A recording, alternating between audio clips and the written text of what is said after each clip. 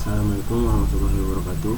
Perkenalkan, nama saya Salim Fathil Ahmad dengan 4321 9010159. Di sini saya akan mempresentasikan tentang tugas besar 2 perekonomian Indonesia.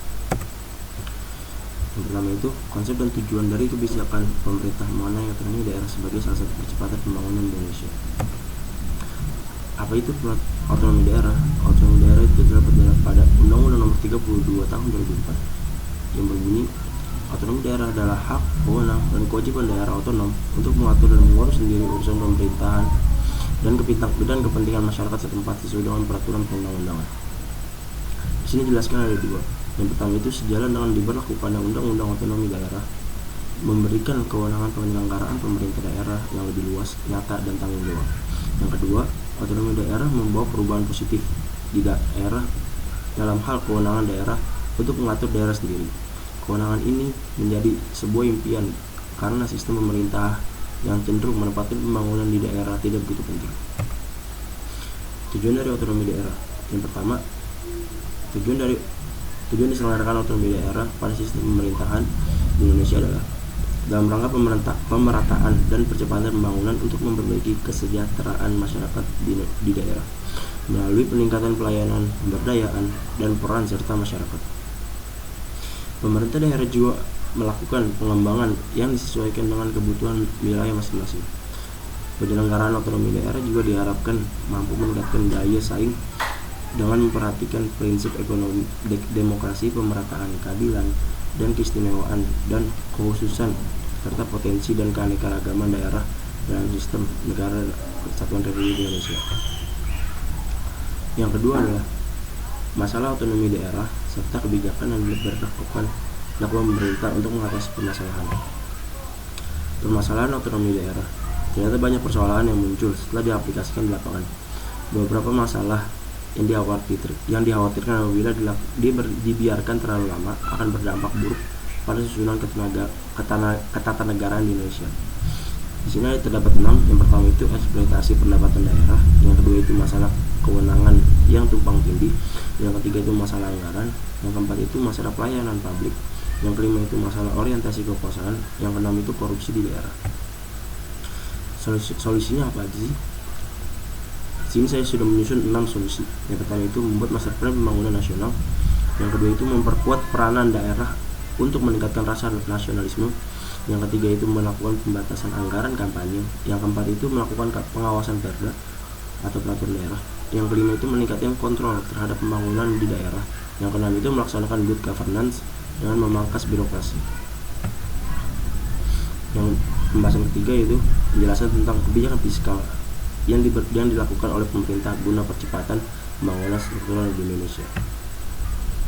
Kepala Badan Kebijakan Fiskal atau BKF, Febrio Kacaribu, menekankan pemerintah akan terus meningkatkan percepatan reformasi struktural dengan memanfaatkan momentum pandemi COVID-19. Reformasi ini dilakukan untuk mendorong investasi langsung yang berorientasi ekspor, meningkatkan integrasi perekonomian Indonesia ke dalam ekonomi global, mendorong pertumbuhan sektor manufaktur dan komoditas, dan meningkatkan daya saing. Tema utama dari prioritas kebijakan fiskal yaitu percepatan program pemulihan ekonomi nasional dan melanjutkan reformasi struktural. Salah satu prioritas utama kebijakan fiskal tahun 2021 adalah program percepatan pembangunan nasional. Hal ini diterjemahkan ke dalam percepatan prioritas pembangunan pada reformasi ke bidang kesehatan, reformasi bidang pendidikan, reformasi bidang infrastruktur, teknologi, reformasi dan ketahanan pangan nasional. Pembahasan keempat yaitu hubungan kebijakan percepatan pembangunan terhadap peran Indonesia dalam menghadapi globalisasi ekonomi. Apa itu globalisasi ekonomi? Globalisasi ekonomi adalah proses yang menunjukkan semua ekonomi nasional ditarik ke dalam ekonomi global yang saling terkait. Munculnya globalisasi ekonomi ini mengedepankan pasar bebas yang menduduki hampir seluruh dunia. Pembangunan infrastruktur sampai percepatan pembangunan. Yang pertama, pembangunan infrastruktur merupakan salah satu aspek penting dan vital untuk mempercepat proses pembangunan nasional.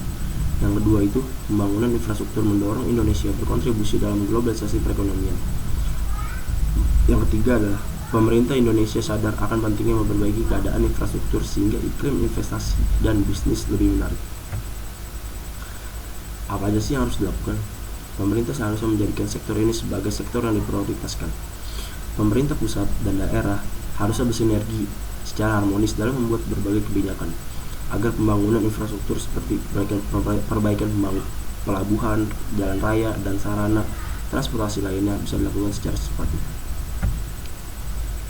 Menguat kebijakan percepatan infrastruktur ada 3. Yang pertama, kebijakan satu peta atau One Map Policy. Yang kedua itu pembentukan KPPIP sebagai Special Delivery Unit atau penyedia proyek infrastruktur. Yang ketiga itu penerapan kebijakan terkait peningkatan partisipasi swasta. Pembahasan kelima adalah identifikasi tantangan dan hambatan di masa yang akan datang. Dan apa solusi dari saya sebagai SDM yang berada di dalam persaingan global. Masalah-masalah ekonomi dan sosial dalam negeri. Yang pertama itu melimpahnya SDM yang tidak diikuti dengan kualitas. Yang kedua, tingginya tingkat kemiskinan. Yang ketiga, besarnya jumlah pengangguran. Yang keempat, ketimpangan distribusi pendapatan. Yang kelima itu proses pembangunan yang tidak merata antara daerah, perkotaan, dan perdesaan. Yang keenam yaitu masalah urbanisasi menjadi tantangan dan hambatan yang cukup riskan di masa sekarang dalam membangun Indonesia yang maju dan dapat bersaing secara global, di mana permasalahan tersebut memiliki kemungkinan untuk menjadi tantangan dan hambatan di masa yang akan datang. Apa saja solusi dari permasalahan tersebut? Yang pertama, melalui pembangunan infrastruktur guna mendorong pusat-pusat pertumbuhan wilayah, seperti misalnya pemerataan pembangunan dan perluasan lapangan pekerjaan. Yang kedua, kemajuan di Indonesia harus didukung dengan peningkatan kualitas di sektor SDM, sebab sumber SDM adalah penggerak roda pembangunan. Hal-hal yang harus menjadi prioritas utama dalam membangun kualitas SDM. Yang pertama, sistem pendidikan yang baik dan bermutu. Untuk mencapai hal tersebut, maka diperlukan penataan terhadap sistem pendidikan secara menyeluruh, terutama berkaitan dengan kualitas pendidikan, serta relevansinya dengan kebutuhan masyarakat dan dunia kerja. Penyelenggaraan sistem pendidikan juga harus efektif dan efisien, berorientasi pada penguasaan iptek atau ilmu pendidikan dan teknologi, serta merata di seluruh pelosok tanah air. Yang kedua, menguat peran agama dalam kehidupan sosial bermasyarakat dalam rangka memperkokoh jati diri dan kepribadian bangsa atau karakter global. Yang ketiga adalah peningkatan kapasitas SDM melalui berbagai diklat, kompetensi, pembinaan, dan lain-lain. Tenaga kerja profesional dan terampil sesuai dengan tuntutan atau kebutuhan pasar merupakan faktor keunggulan suatu bangsa dalam menghadapi persaingan global. Yang keempat adalah pembinaan dan pengembangan masyarakat, terutama generasi muda, sebagai penopang utama dalam roda pemberdayaan. Generasi muda diharapkan dapat menciptakan generasi yang kreatif, inovatif, dan berdaya saing tinggi. Karakteristik generasi muda seperti inilah yang diharapkan mampu berkontribusi dan memenangkan persaingan global.